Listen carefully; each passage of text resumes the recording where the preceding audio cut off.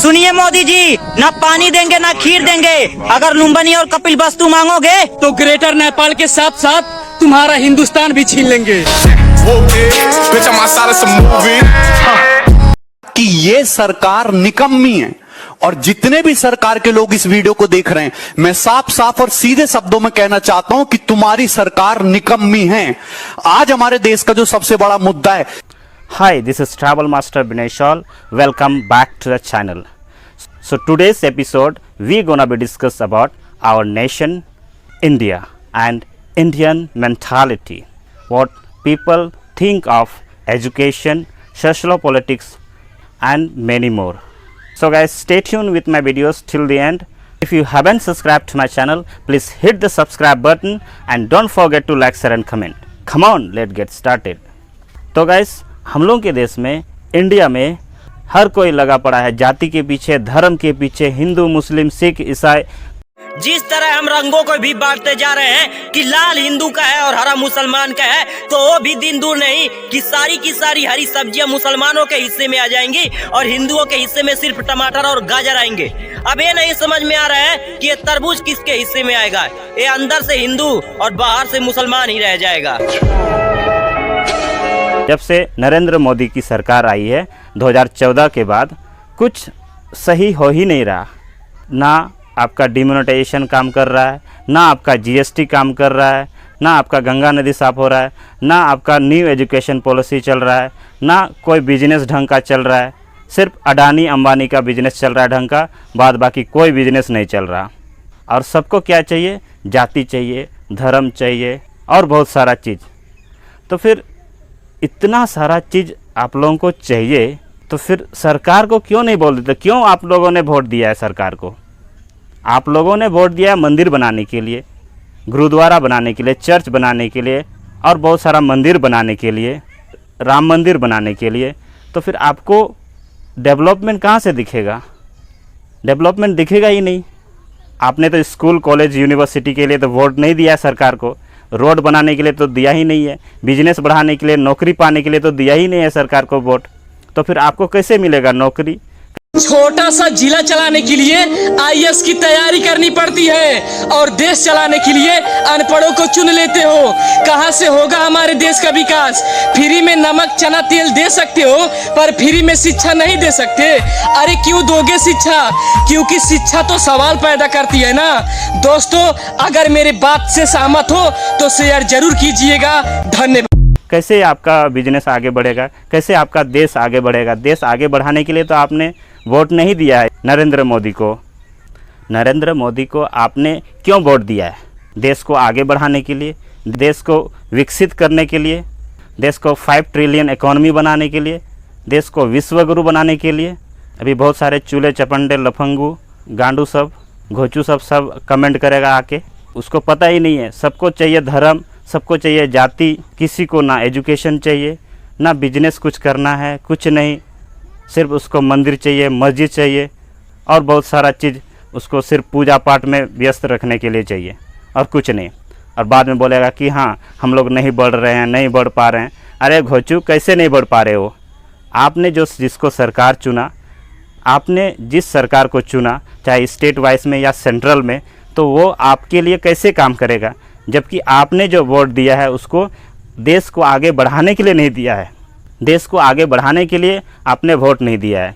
अगर देश आगे बढ़ने के लिए आप सोच रहे हैं तो उसके लिए आपको स्कूल, कॉलेज, यूनिवर्सिटी बनाने पड़ेंगे। आईएम्स, मेडिकल्स, इंजीनियरिंग कॉलेज और बहुत सारा स्किल डिपार्टमेंट का कॉलेज आपको बनाने पड़ेंगे, तब जाके आपका ये देश आगे बढ़ सकता है। नहीं तो फिर ये देश आगे नहीं बढ़ेगा। आपने जिस सरकार को वोट दिया, जिस सरकार को आपने बहुमत से लाया 2014 में, वो सरकार पूरी तरह से विफल हो चुकी है, निकम्मी है, कोई काम नहीं करता है। कि ये सरकार निकम्मी है और जितने भी सरकार के लोग इस वीडियो को देख रहे हैं, मैं साफ साफ और सीधे शब्दों में कहना चाहता हूं कि तुम्हारी सरकार निकम्मी है। आज हमारे देश का जो सबसे बड़ा मुद्दा है, सबसे बड़ा मुद्दा केवल एक है। इस समय भारत में 10 करोड़ से ज्यादा लोग किसी ना किसी तरीके की बेरोजगारी से जूझ रहे हैं। 2 करोड़ से ज्यादा लोगों की नौकरियां केवल और केवल इस कोरोना के टाइम में गई। 50 लाख से ज्यादा लोगों की नौकरियां केवल और केवल इस जुलाई के महीने में गई। अगर मैं कहूं कि चुनाव का नामांकन आज किया जाए, 2 साल बाद चुनाव कराया जाए, 1 साल बाद चुनाव का रिजल्ट आए और चुनाव में गड़बड़ी के कारण 3 साल कोर्ट में मुकदमा चलता रहे और उसके बाद कोर्ट उस चुनाव को निरस्त कर दे, तो सरकार में बैठे लोगों को और नेताओं को कैसा लगेगा? जो आपको फील होगा सेम ऐसा फील इंडिया का हर एक स्टूडेंट कॉम्पिटिटिव एग्जाम की तैयारी करने वाला, चाहे वो रेलवे की तैयारी करता हो, चाहे एसएससी की तैयारी करता हो, चाहे आरआरबी की तैयारी करता हो, एनटीपीसी की तैयारी करता हो, डेली ये गम लेके जीता है। आज हमारे देश का जो सबसे बड़ा मुद्दा है वो केवल और केवल बेरोजगारी। उसके लिए मैं फुल डिटेल्स बनाऊंगा वीडियोस कमिंग एपिसोड्स में, और कुछ लैंग्वेजेस और जातिवाद और कुछ मतलब भाषा के चलते कुछ एपिसोड हम लोग का चल रहा है। I will be coming back to that point. Indian mentality में, इंडियन समाज में क्या है, सबको जॉब चाहिए, किसी को बिजनेस नहीं चाहिए, सबको जॉब चाहिए। एक पहला बात है कि एजुकेशन में किसी को ध्यान नहीं देना है, स्किल किसी को सीखना नहीं है, सबको गवर्नमेंट जॉब चाहिए, प्राइवेट जॉब नहीं चाहिए। बहुत सारा चीज़ ऐसा है जो इंडियन मेंटालिटी को ख़त्म नहीं कर पा रहा है। अगर आप चाहते हैं ये देश आगे बढ़े, आप लोगों का प्रत्येक का कर्तव्य है कि देश के लिए कुछ काम करें, ना कि जातिवाद, धर्मवाद, बहुत सारा चीज़ों में आप व्यस्त रहें।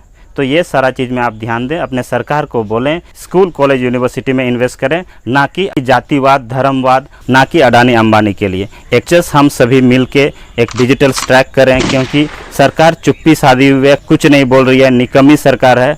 तो आप भी आवाज़ उठाइए और अपना देश को आगे बढ़ाइए। अगर आपको मेरा ये एपिसोड पसंद आया तो लाइक, शेयर, कमेंट करना ना भूलें। टिल देन, गुड बाय, सबाकेट, सयोनारा, 10 विदानिया।